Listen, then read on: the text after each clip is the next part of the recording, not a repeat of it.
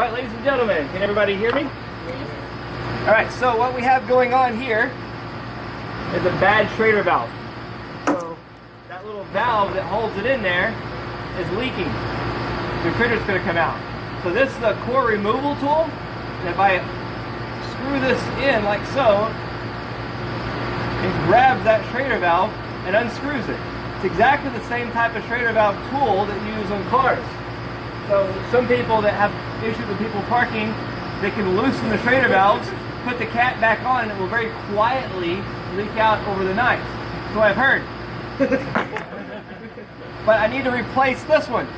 So I've taken it out. If I use this and unscrew that Schrader valve, liquid refrigerant's going to shoot out. It's going to be a very bad day. We don't want that to happen. So what I'm going to do, take this cap off. Hear it coming out? Ouch, that is liquid refrigerant. See the liquid? It's liquid refrigerant, literally. It's less heated, significantly less heated.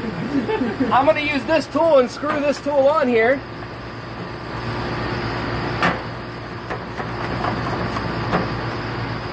Notice how it's not leaking out anymore?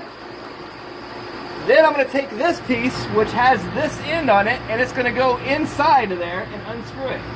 So I'm going to push it in, line it up. One finger's holding it in, the other finger's unscrewing it.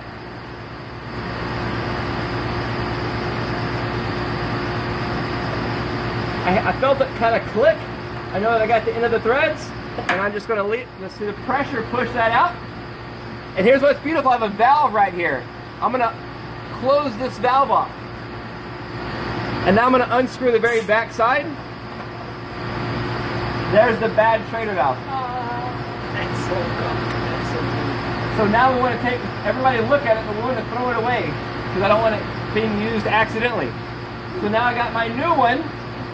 I'm going to put it in this tool. And I'll pass the tool around too so you can see it. I'm going to put it in this tool. I'm going to put it on the very end here. I'm going to tighten my threads up like so. I'm going to open that valve. I'm going to overcome the pressure and push it in and then tighten it back in.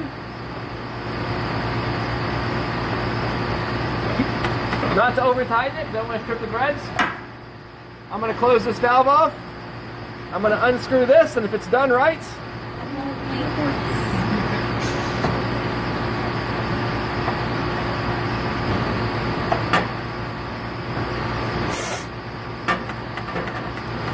ta-da! Problem solved. We can put the cap on. We just charged the